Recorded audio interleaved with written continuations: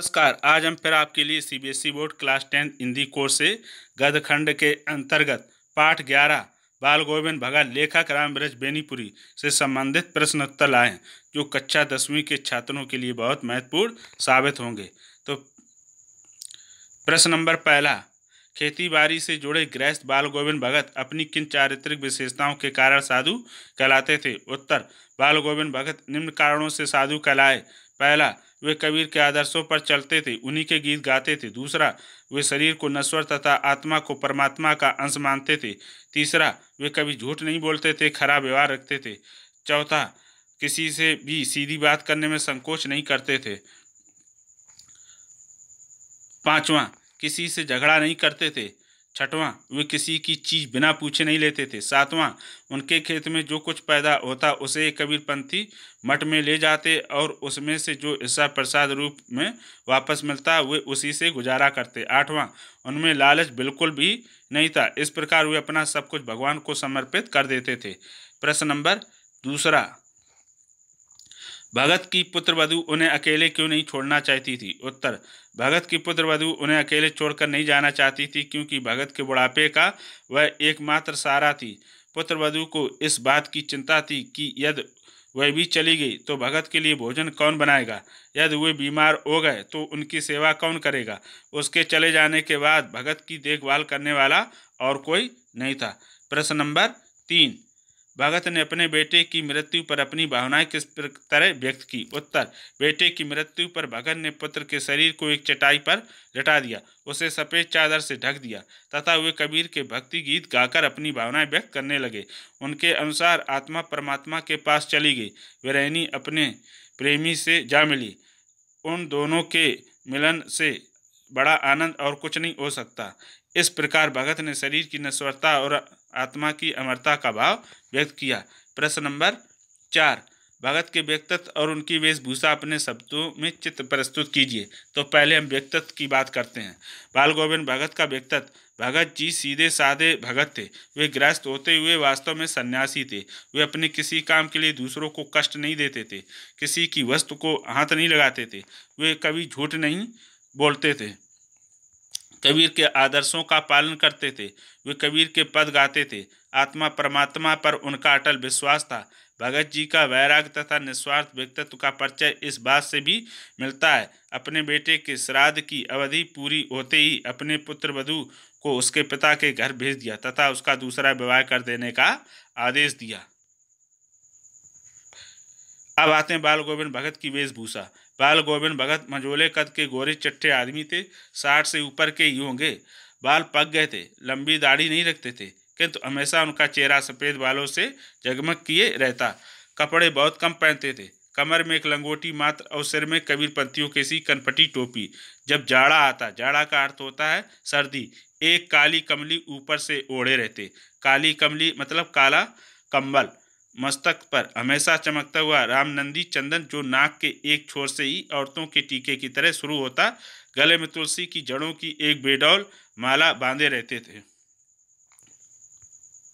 प्रश्न नंबर 5, बाल गोविंद भगत की दिनचर्या लोगों के अचरज का कारण क्यों थी? उत्तर, बाल गोविंद भगत की दिनचर्या लोगों के अचरज का कारण इसलिए बन गई क्योंकि वे जीवन के सिद्धांतों और आदर्शों का अत्यंत गहराई से पालन करते हुए उन्हें अपने आचरण में उतारते थे।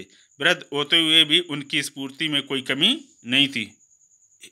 सर्दी के मौसम में भी भरे बादलों वाले भादों की आंधी रात में भी वे भोर में सबसे पहले उठकर गांव से 2 मील दूर स्थित गंगा स्नान करने जाते थे। खेतों में अकेले ही खेती करते थे तथा गीत गाते रहते। विपरीत परिस्थिति होने के बाद भी उनकी दिनचर्या में कोई परिवर्तन नहीं आता था। एक वृद्ध में अपने कार्य के प्रति इतनी सजगता को देखकर लोग दंग रह जाते थे। प्रश्न नंबर 6, पाठ के आधार पर बाल गोविंद भगत के मधुर गायन की विशेषता लिखिए। उत्तर, बाल गोविंद भगत के गीतों में एक विशेष प्रकार का आकर्षण था।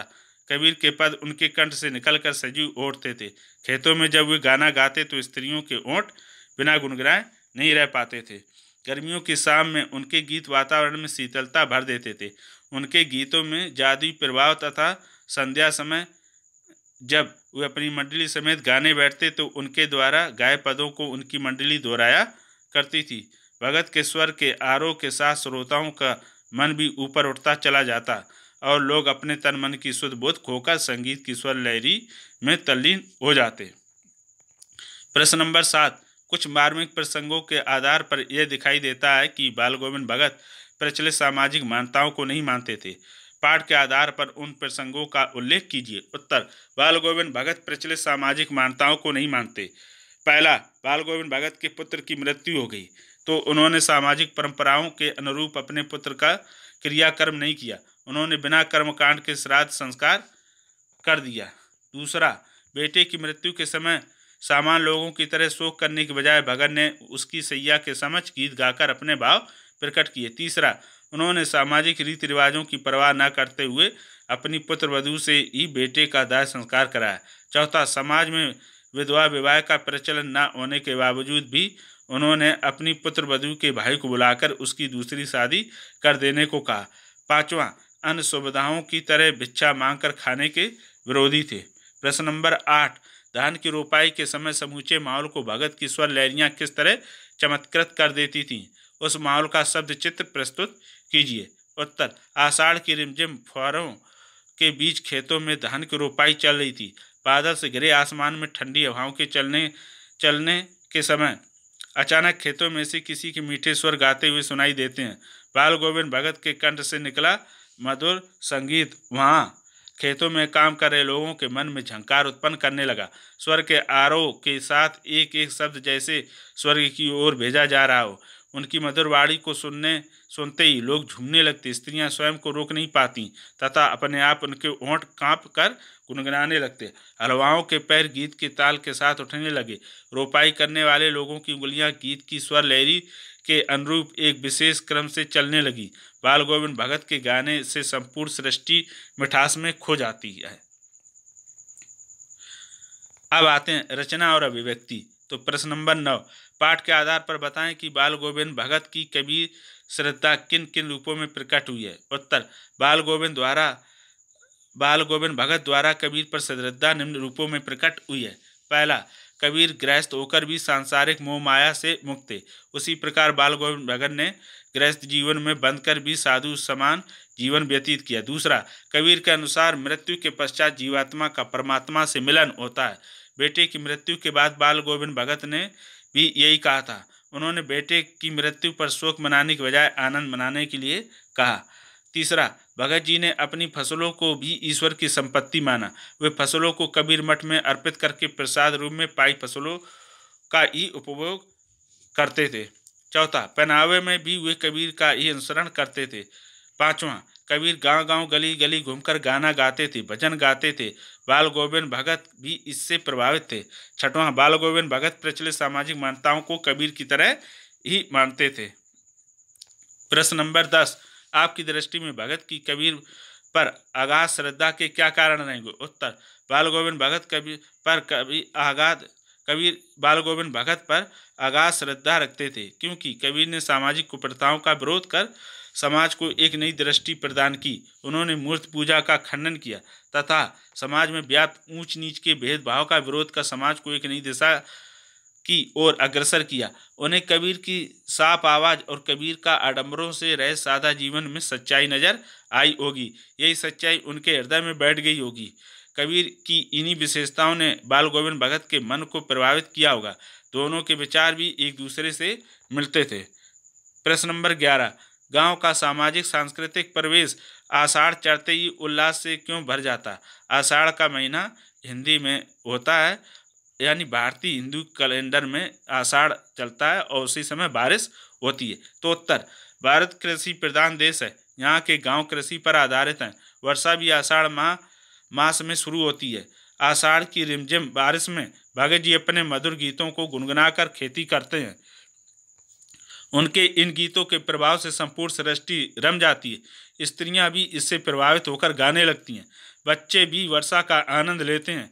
किसान भी अच्छी फसल की आशा में हर्ष से भर उठते हैं। इसलिए गांव का परिवेश उल्लास से भर जाता है। प्रश्न नंबर 12। ऊपर की तस्वीर से यह नहीं माना जाए कि बाल गोविंद भगत साधु थे। क्या साधु की पहचान पहनावे के आधार पर की जानी चाहिए। आप किन आधारों पर यह सुनिश्चित करेंगे कि आमुख व्यक्ति साधु है।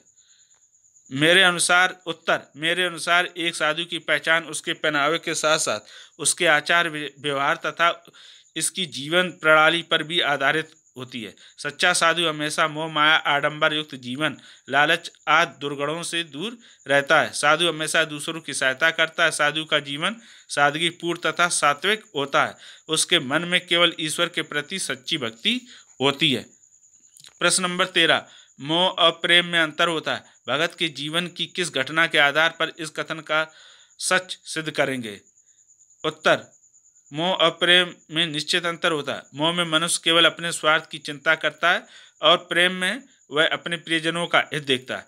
भगत को अपने पुत्र तथा अपनी पुत्र वधू से अगाध प्रेम था, परंतु उसके इस प्रेम ने प्रेम की सीमा को पार कर कभी मोह का रूप धारण नहीं किया। दूसरी तरफ वह चाहते तो मोह बस अपनी पुत्र वधू को अपने पास रोक सकते थे, परंतु उन्होंने अपनी पुत्र वधू को जबरदस्ती उसके भाई के साथ भेजकर उसके दूसरे विवाह का निर्णय किया। इस घटना द्वारा उनका प्रेम प्रकट होता है। बाल गोविंद भगत ने भी सच्चे प्रेम का परिचय देकर अपने पुत्र और पुत्र वधू की खुशी को ही उचित माना। तो इस प्रकार प्रश्न उत्तर समाप्त हो गए। मैंने प्रश्न उत्तरों को बहुत ही तेजी से पढ़ा ताकि वह कम समय में समाप्त हो जाए, ताकि वीडियो ज़्यादा लंबी ना बने। आशा करता हूँ कि ये वीडियो आपको पसंद आएगी, और अगर पसंद आए तो चैनल को सब्सक्राइब, लाइक और शेयर करना ना भूलें। और इसमें कोई समस्या हो, अगर आपको वीडियो कैसा लगा उससे संबंधित आप कमेंट बॉक्स में कमेंट भी कर सकते हैं। आज के लिए इतना ही। धन्यवाद।